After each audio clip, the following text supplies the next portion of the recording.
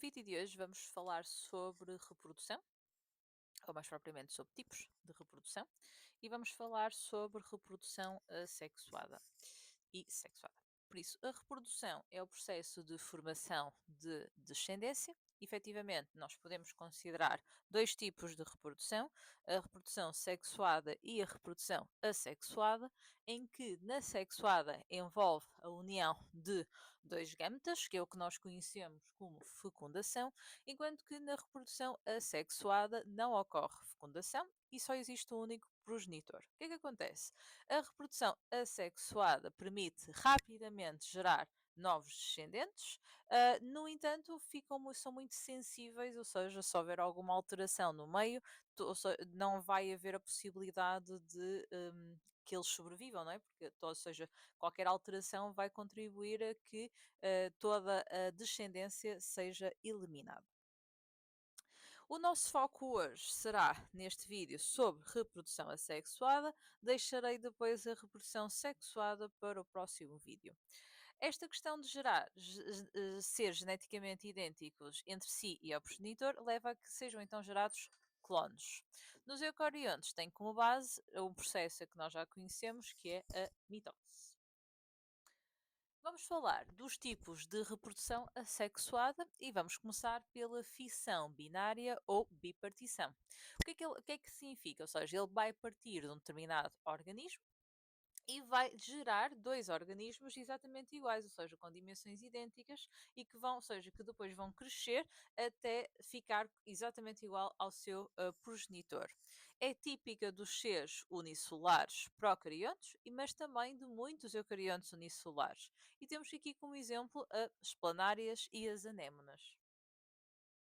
Passando para a gemelação ou gemiparidade, ocorre quando na superfície deste organismo existe uma protuberância, que é o que nós designamos por goma ou gema. E essa goma ou gema, ao separar-se, vai dar origem a um novo indivíduo, normalmente de tamanho inferior ao do progenitor. A gemelação ocorre em seres também unicelulares, como é o caso das levaduras, mas também em seres pluricelulares, como é o caso da hidra e da esponja. A esporulação consiste na produção de células reprodutoras especializadas, que é o que nós designamos por esporos. Estas células são produzidas em grande quantidade através da mitose, que vai poder então originar novos organismos após germinação em meios com condições favoráveis. Como são células muito leves, elas dispersam-se facilmente e vão permitir a disseminação rápida destes organismos. É um processo de reprodução muito frequente nos fungos. A fragmentação é o processo em que um organismo se parte em várias porções, em que cada uma delas depois vai originar um novo organismo. Isto é muito conhecido nas estrelas do mar. No entanto, também temos como a planária, que vai acontecer exatamente o mesmo. Acho muito interessante esta imagem, porque ela mostra isto, ou seja, se este organismo, não é, fosse partido nestas três porções, depois cada uma das porções iria regenerar aquilo que está em falta. A propagação vegetativa é um processo exclusivo das plantas, é muito semelhante à fragmentação e ocorre devido à existência nas plantas de tecidos especiais, que são chamados de meristemas. E as células meristemas têm a capacidade de diferenciação. O processo de propagação vegetativa vai ocorrer quando estruturas multicelulares com capacidade de diferenciação vão se fragmentar, vão se separar da planta-mãe e vão dar origem a uma nova planta. Esta capacidade depois pode também ser induzida de forma artificial pelo ser humano de forma a proteger as plantas. Aqui temos exemplos de propagação vegetativa natural. Temos as folhas, os tolhos, rizomas, tubérculos e bulbos. Não vou, ou seja, não vou trabalhar, ou seja, não vou estar, é só para vocês ficarem com uma ideia. Claro que isto não é importante, não é? Não, mas não vou estar, ou seja, vamos ficar só com a ideia dos cinco tipos de propagação vegetativa. Passando para a parte nogénese, alguns animais apresentam uma estratégia de reprodução assexuada, na qual o embrião vai se desenvolver a partir de um óvulo sem que ocorra fecundação. Ou seja, nós temos aqui o exemplo da reprodução das abelhas. Se na existência de uma rainha e de um zangão, ou seja, de uma fêmea e de um macho, aqui iria ocorrer fecundação. ou seja, iria ser um processo de reprodução sexuada. E nesse caso vai dar origem a uma rainha ou uma obreira.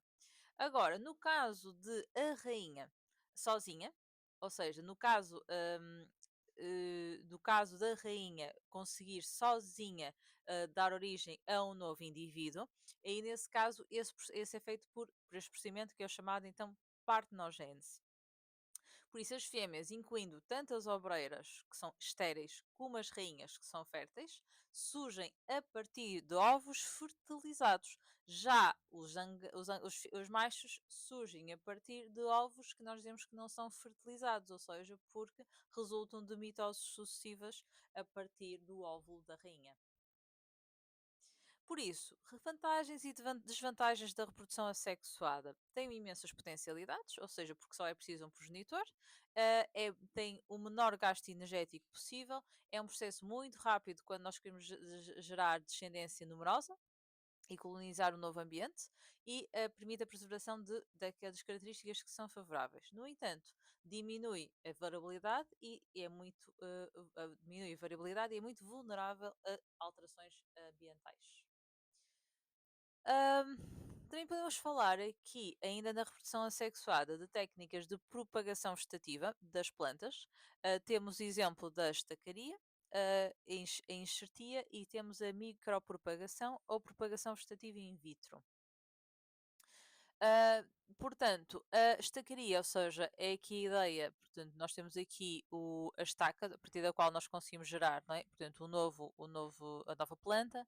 Aqui na enxertia nós temos um enxerto e o porta-enxerto. E na micropropagação, portanto, isto já é feito em laboratório. Também podemos falar na clonagem animal, ou seja, temos aqui o exemplo no caso, ou seja, temos aqui a dadora do oócito, que será a ovelha de uma determinada raça, e a ovelha de outra raça vai ser dadora do núcleo.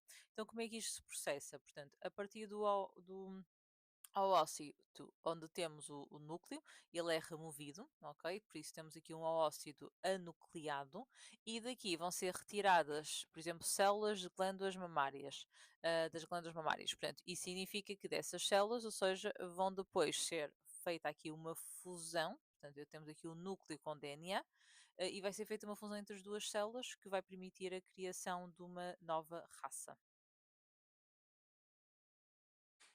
Por isso, nós já falamos então em termos de vantagens, mas vou voltar a repetir, ou seja, ela permite a clonagem de organismos que apresentam características que é do nosso interesse.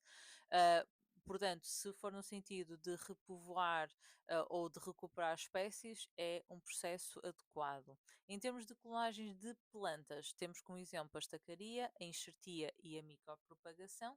Em termos de clonagem dos animais, temos também a separação do blastómeros e temos a técnica de SNCT, que é uma transferência de núcleos de células somáticas para oócitos, aos quais é retirado previamente o núcleo, que foi aquilo que nós vimos há pouco com as duas ovelhas. Mais uma síntese daquilo que nós estivemos então a falar. Por isso, em termos de reprodução assexuada, temos a fissão binária ou bipartição, portanto, em que temos a divisão de um ser vivo em dois descendentes com o mesmo tamanho e o progenitor vai perder a sua individualidade. Temos aqui o exemplo das planárias e das anémonas. No caso também, já agora, temos a divisão múltipla, que é a divisão de um ser em múltiplos, e que por mitoses e a citocinese posterior a mitoses sucessivas da célula-mãe. Temos a fragmentação, fragmentos de um ser vivo vão regenerar indivíduos completos. Gemelação, formação de gemas que vão originar novos indivíduos. Esporulação, que é a formação de células reprodutoras leves e resistentes que vão permitir a dispersão e originar também novos indivíduos. A partenogênese é quando há a formação de novos seres vivos a partir de óvulos que não se encontram fecundados, sem ser necessário a existência de macho, neste caso. E depois temos propagação vegetativa, tanto a nível natural como a nível artificial. A nível natural, ela ocorre através de calos subterrâneos, rizomas, bulbos ou tubérculos, e também temos os calos aéreos, que é o caso dos estólios. Também pode ocorrer com raízes ou réplicas originadas nas folhas que permitem então a colonização do espaço. Artificial, temos a estacaria, a enxertia e a micropropagação. Por último, temos a nível animal, também temos a clonagem, que pode ser por separação de blastómeros, que é a separação de células embrionárias para gerar embriões de forma independente, ou a técnica que vai permitir fazer a extração do núcleo de uma célula somática dadora e a sua implantação num oócito anucleado. Ah, ok, ficamos por aqui. No próximo vídeo vamos passar para a reprodução sexuada, ou seja, vamos falar de meiose. Até lá, um bom estudo.